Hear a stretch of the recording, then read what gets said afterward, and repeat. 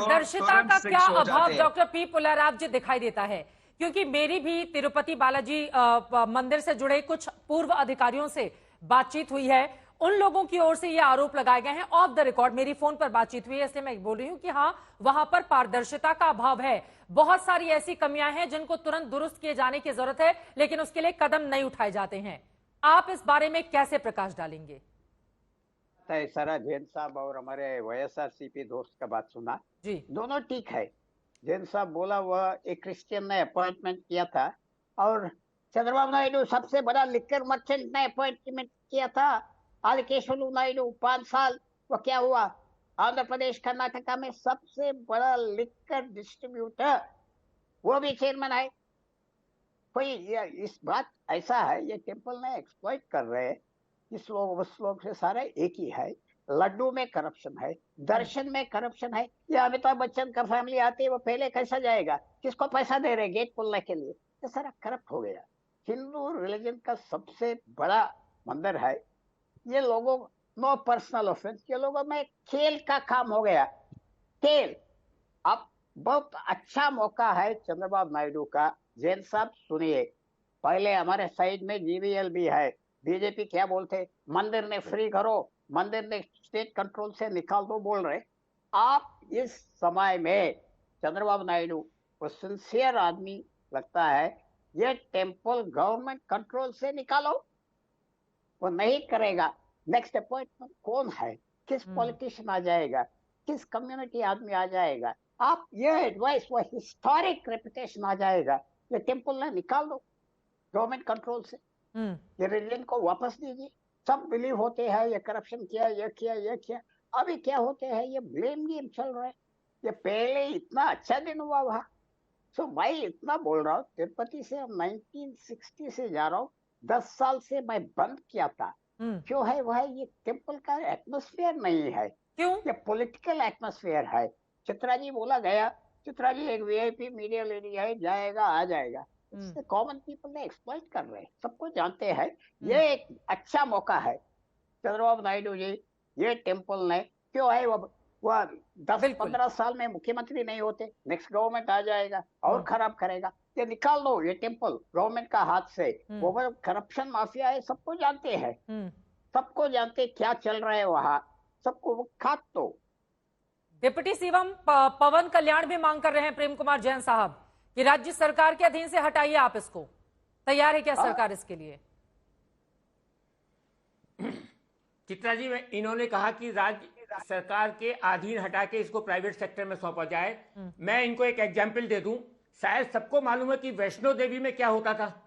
वैष्णो देवी में किस तरह से पंडितों का और पंडों का अधिकार वहां बना गया था, और किस तरह से घूस और लूट, और उसके वजह से वैष्णो देवी को जब जगन मोहन साहब आए, उन्होंने वो जो है गवर्नमेंट के अधीन बनाया, एक ट्रस्ट के अधीन बनाया, और आज वो एक सुचारू रूप से कर रहा है। उसकी वजह से आज कितने सारे कॉलेज, हॉस्पिटल और लोगों को फायदा मिल रहा है। किस तरह की व्यवस्था हुई। मैं वैष्णो देवी कंटिन्यू जाता रहता हूं, इसलिए मैंने वो समय भी देखा था जब सीढ़ियां तक नहीं थी वहां जाने के लिए। अगर ये हाल आज प्राइवेट सेक्टर में दे दिया तो मैं आपको चैलेंज और गारंटी देता हूं कि जो आज भ्रष्टाचार हो रहे हैं उससे 10 गुना ज्यादा भ्रष्टाचार बढ़ जाएंगे।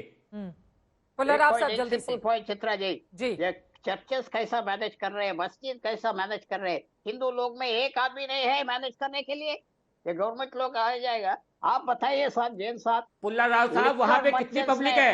वहां की पॉपुलेशन और यहाँ की पॉपुलेशन को समझिए आप। किया था एक क्रिश्चियन भी चेयरमैन बनाया। आप क्या कर रहे हैं? गलती वो भी किया। मैं एक आदमी इनोसेंट है, मैं नहीं बोल रहा हूँ। दोनों कर रहे हैं।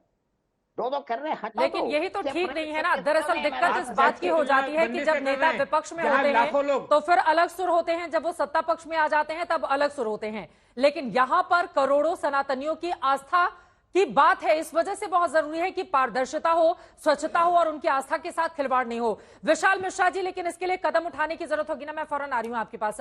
विशाल मिश्रा जी, अब इसके लिए पवन कल्याण कह रहे हैं सनातन धर्म रक्षण बोर्ड बना दिया जाए, राज्य सरकार के अधीन जो मंदिर आते हैं उनको खत्म किया जाए। क्या ये एक अच्छा फैसला रहेगा? विशाल मिश्रा जी, देखिए चित्रा जी जिस प्रकार की ये सूचनाएं आ रही हैं, इससे मन बहुत व्यथित है। जिस प्रकार का घृणित कुकृत्य किया गया है, सबसे अधिक पवित्रतम, सबसे अधिक तीर्थ, हिंदुओं के तीर्थ के रूप में जाने जाने वाला स्थल के प्रसादम के रूप में जिस प्रकार की ये जो है चीज़ें निकल कर आ रही हैं, ये बहुत ही मतलब इसकी भर्त्सना क्या की जाए चित्रा जी, मतलब ये तो मतलब अति घृणित कृत्य हुआ है। मेरा मन बहुत व्यथित है जब से मैंने इसे सुना। और मैं आपसे एक बात पूछना चाहता हूं कि क्या ये बार बार संयोग किया जा रहा है या बार बार ये प्रयोग किया जा रहा है? क्यों बार बार सनातनियों की आस्था से खिलवाड़ किया जाता है? क्यों बार बार हिंदुओं की आस्था से खिलवाड़ किया जाता है? क्या ये एक सोची समझी रणनीति के तहत किया जा रहा है? मैं कहता हूं सजा दे देंगे तो क्या प्रायश्चित हो पाएगा? इतना बड़ा ये घृणित कुकृत्य हुआ है, क्या इसका प्रायश्चित हो पाएगा? मुझे बताइए आप जरा। लेकिन मेरा सवाल ये उठता है अभी जो मैं सुना आपके डिबेट के दौरान कि किस तरीके से चित्ता जी, इसके पहले भी मैं आपको बताना चाहूंगा, 2007 की बात है जब जो है YS राजशेखर रेड्डी जी की सरकार थी और यहीं पे मंदिर में ब्रह्मोत्सव उत्सव होना था। तो जानती है चित्रा जी, जो स्तंभ लगाने की बात की गई थी, लगभग 250 स्तंभ लगाने थे। उसमें चित्रा जी जो डिजाइन था वो कुछ जो है ईसाई धर्म का उस पर प्रभाव दिख रहा था। तब भी जो है विरोध के कारण तब उसको वापस लेना पड़ा था। मतलब देखिए ना किस तरीके से ये बार बार जहां मौका लग रहा है वहां पे, तो क्या ये हिंदुओं के आस्था के प्रति विक्षोभ उत्पन्न करने का प्रयास किया जा रहा है? हिंदुओं की आस्था के प्रति कौन लोग आ रहे हैं? देखिए एक सेकंड सर, मेरी बात सुनिए। जो प्रसाद बनाने का काम करते हैं वो भी हिंदू हैं, जो प्रसाद ले आने का काम करते हैं वो भी, मतलब हिंदू धर्म के अधीन लोगों के हाथ ही में है तो सब कुछ। अगर उसमें 2, 4, 10 लोग 100 लोग बाहर के होंगे तो उसको आप कैसे कह सकते हैं कि नहीं एक बड़ी साजिश चल रही है? इसमें तो भ्रष्टाचार का मामला बनता है ना। 320 रुपए किलो। नहीं, आप मेरी बात सुनिए। मेरा ये सवाल है, देखिए मंदिर के ही पूर्व पुजारी की ओर से विशाल मिश्रा जी के कहा गया है 320 रुपए किलो शुद्ध घी कहां मिलेगा? अगर आप टेंडर इस नाम पर देंगे यानी कि आप गुणवत्ता से कॉम्प्रोमाइज कर रहे हैं। तो आप गुणवत्ता से कॉम्प्रोमाइज कर रहे हैं चित्रा जी। डिप्टी सीएम से मैं कुछ बोल रहे हैं, मैं लौट रही हूँ। पवन कल्याण को सुन लेते हैं, लौट रही हूँ फिर मैं आपकी बात। Not being practiced, I think a lot of mere political employments come into the picture. So there should be, I feel the reason I had proposed for Sanatana Dharma Parirakshana Board is essential. The reason was when you leave it to the political groups, there is more such incidents are likely to happen on a regular basis, which to thwart it and to put find a permanent solution or to find a permanent method to mitigate, I think Sanatana Dharma Parirakshana Board, I think we should constitute. Maybe I'll speak to our cabinet and honorable CM also. I think I think I'll take it forward, this particular concept, and if you look at it, a lot of revolutionary concepts came under the leadership of Sri CVN Garu. And in the same manner, I think we will constitute something like Sanatana Dharma Parirakshana Board is essential. It is order of the day, and I'll take it up in the next meeting, in cabinet meeting, and with my colleagues and the honorable CM. Sir, across the state we are having a lot of temples. Are you going to? Andhra Pradesh के deputy CM पवन कल्याण को आप सुन रहे थे, बार बार इस बात पर वो जोर देते हुए कि सनातन धर्म रक्षण बोर्ड बना दिया जाए, और उन्होंने कहा है इस बात को वो आगे कैबिनेट में भी लेकर जाएंगे और मुख्यमंत्री से भी इस बारे में चर्चा करेंगे। विशाल मिश्रा जी अपनी बात पूरी करें, मलूक नागर साहब मैं आ रही हूँ आपके पास बहुत देर हो गई। एक लाइन बोलिए बस। हाँ देखिए चित्रा जी, वर्तमान समय की मांग है कि एक सनातन बोर्ड बने जो कि मंदिरों के देवालय स्थलों के का जो है अपना प्रबंधन करे। चित्रा जी होता क्या है ना, जब समाज द्वारा प्रबंध होगा तो जो ये राजनीति घुसती है ना सरकारी तंत्र के जो है रास्ते, तब राजनीतिकरण नहीं हो पाएगा। लोगों की अपनी आस्था है तो ठीक है, उसका समाज प्रबंध करे ना। अब आप बताइए चित्रा जी, आज हम लोग जो बात कर रहे हैं जिस प्रसिद्ध मंदिर की, विजयनगर साम्राज्य में कृष्णदेव राय ने बनवाया था के समय से चोल काल, चित्रा जी आपने भी पढ़ा है, मंदिर स्वयं प्रबंधन करते थे Chitra ji. They were the self administrative centre, वो स्वयं प्रशासन का केंद्र होते थे। बड़े बड़े चिकित्सालय, बड़े बड़े विद्यालय, बड़े बड़े गुरुकुल मंदिर चलाते थे। हम भूल जाए पूरे दक्षिण भारत का इतिहास, चोल साम्राज्य का इतिहास, किस प्रकार से मंदिर सेल्फ जो है लोकल गवर्नमेंट के सेंटर हुआ करते थे। लड्डू बनाने की आपको बताते चले कि यहाँ पर भी बहुत सारे नियम का पालन किया जाता है। अगर हम भीतर की तस्वीरें देख रहे हैं, सबका प्रवेश यहाँ पर नहीं होता है। यहाँ पर बहुत सारे नियम ऐसे होते हैं जिसका पालन किया जाता है। लाखों लड्डू बनाने के लिए उसके लिए भी अलग अलग लोग नियुक्त किए गए हैं, उनके अलावा कोई भीतर प्रवेश तक नहीं कर सकता है। लेकिन आपने कहा कि बहुत जरूरी है कि सामाजिक तौर पर इसको कोई उदाहरण देना चाहेंगे, इस तरह का कोई एग्जाम्पल है? जिसको लेकर सरकारें आगे बढ़े, राज्य सरकारें? मैं चित्रा जी दे तो रहा हूं, चित्रा जी मैं दे रहा हूं। चित्रा जी, चोल साम्राज्य में दक्षिण भारत के इतिहास में वर्तमान विजयनगर में जो विजयनगर साम्राज्य था, चित्रा जी, मंदिर बहुत बड़े बड़े खुद के प्रबंध सेंटर हुआ करते थे। मैं कहता हूं हिंदू समाज द्वारा उसका प्रबंध किया जाए, काहे को उस पर सरकारी नियंत्रण रहे, ताकि पारदर्शिता बनी रहे। किसी प्रकार से राजनीतिक जगनमोहन रेड्डी, अभी चंद्रबाबू नायडू, सबके समाज से आते हैं, लेकिन सबसे बड़ा सवाल यह है, ये जो भ्रष्टाचार की बात बार बार कही जा रही है, इसको कैसे दूर किया जाएगा? मलुक नागर जी, वर्तमान की आवश्यकता क्या है जिस पर आप जोर देना चाहेंगे? जीवेल साहब, उसके बाद में आ रही हूँ फौरन आपके पास। देखिए चित्रा जी, मुझे थोड़ा समय देना, मेरा नंबर भी सबसे बाद में। हाँ बिल्कुल बिल्कुल। देखिए, क्योंकि 1 लाख से ज्यादा लड्डू राम मंदिर के लिए भी अयोध्या लेकर आए गए थे वहां से, तो वहां पर भी इसको लेकर बहुत अजीब से स्थिति इस वक्त। देखिए, सभी जाति और धर्मों का सम्मान होना चाहिए, और सनातनी जो करीब 75% के करीब इस देश में है, ये उनकी आस्था का प्रश्न है, और इस पर राजनीति से अलग हटके सीधी बात करनी चाहिए। जो हमारे साथी कुछ बैठे हैं, जो जोड़ करके कहीं ना कहीं जाकर के वहीं पे जाते हैं जहां पे राजनीतिक दृष्टि से बात करने उनको ठीक लगती है। देखिए क्या है कि ये सैंपल जिस दिन उठाया गया, उस दिन जहां वो रखा गया, उसकी क्या ऑथेंटिसिटी थी कि वो सैंपल वही है जो टेस्ट में गया। दूसरा, जहां सैंपल गया वहां जो टेस्ट लेबोरेटरी है, वो ऑथेंटिसिटी उसकी क्या है कि क्या गवर्नमेंट की तरफ से वो अप्रूव्ड है, जो उसकी रिपोर्ट कोर्ट में मान्य हो सकती है कि नहीं हो सकती है।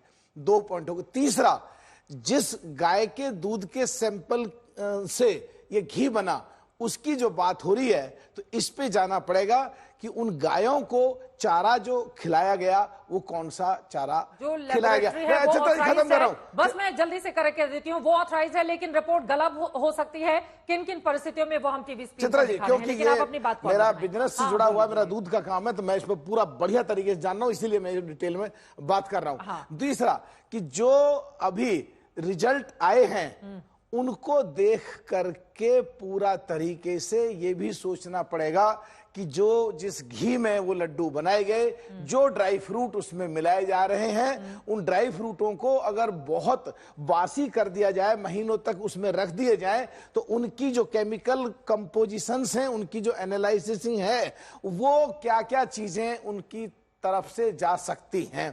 दूसरा, अगर मान लिया जाए कि कहीं ना कहीं रेट के ऊपर जाके समझौता किया और कहीं ना कहीं सस्ता घी खरीदा गया, तो ये एकदम, और उसमें मिलावट वाकई जेन्युइन है, ये प्रूव हो जाता है, तो जो सनातन धर्म के लोग हैं, चाहे वो अयोध्या में पूरा बहुत लड्डू गए राम मंदिर के उद्घाटन के समय, चाहे हम जैसे लोगों को, जैसे आपने अभी कहा कि आपने भी आज तक मीटिंग में सबको लड्डू बांटे, हमें भी कहीं मिलता है प्रसाद में, तो हम भी एक लड्डू में से कम 50 लोगों को थोड़ा खिलाते हैं, क्योंकि ये एक आस्था का प्रश्न है, एक प्रसाद है।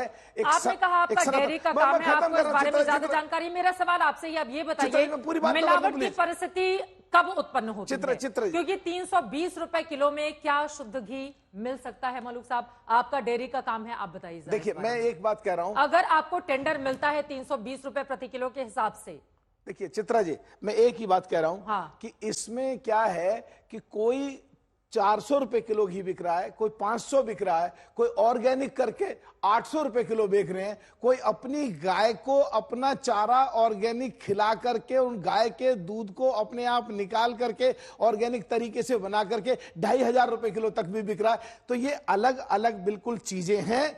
मैं तो एक ही बात इसमें कहना चाह रहा हूं, शुद्ध कौन सा है, आप ये बताइए ना। जानवर की चर्बी किसमें मिलाई जाती है, मेरा ये सवाल है ना। आपका डेयरी का काम है, आप ही ने कहा। मेरे हिसाब से तो चित्रा जी, मेरे हिसाब से तो अगर कोई भी एडल्ट्रेशन किसी में भी कर दी जाए वही अशुद्ध, और अगर शुद्ध है और शुद्ध है 320 रुपए किलो में क्या शुद्ध घी मिल जाएगा? बिल्कुल, कहीं से कोई दिक्कत नहीं होगी। 320 रुपए किलो में शुद्ध बिल्कुल भी नहीं मिल सकता, रेट कम है, कहीं ना कहीं समझौता तो हुआ है। पर मैं एक ही बात खत्म कर रहा हूं बस, कि पूरी मुझे उम्मीद है और मुझे पूरा विश्वास है कि हमारी देश की सरकार और प्रदेश की सरकार, जो भी कॉम्पिटेंट अथॉरिटी जांच की है, जांच कराएंगे, और दूध का दूध और पानी का पानी करके जो दोषी हैं उनको किसी भी कीमत ये पर बख्शेंगे बात नहीं। समझ में आ रही है, ये टीटीडी को बात समझ में क्यों नहीं आई, यही बड़ा सवाल है। जीवीएल नरसिम्हा राव जी, सीधे आपके पास आते हुए, अब देश को सच क्या है वो कैसे पता चलेगा?